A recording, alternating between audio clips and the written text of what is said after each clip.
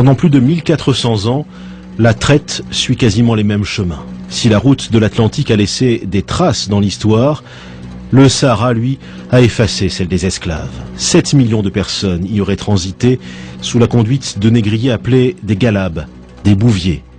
On ne distingue pas les esclaves des troupeaux d'animaux. Seuls ceux qui étaient en très bonne santé pouvaient arriver au terme de la caravane. 20 à 30% des captifs succombent. Une mortalité qui approche celle de la traite atlantique.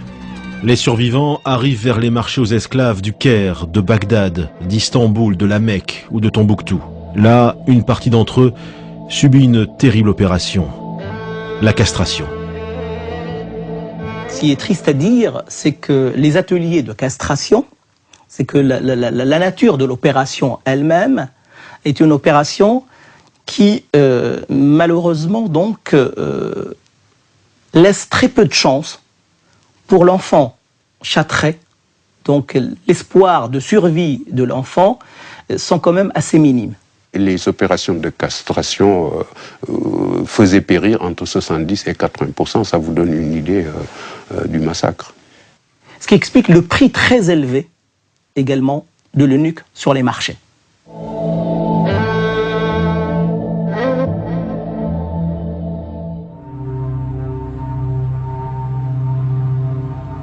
Malgré sa cruauté, la traite orientale a duré jusqu'au début du XXe siècle, sans être remise en cause.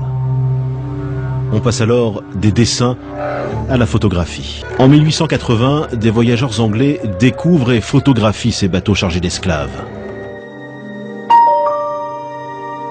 Ces photos prises à la fin du XIXe siècle donnent une idée d'une pratique ancestrale.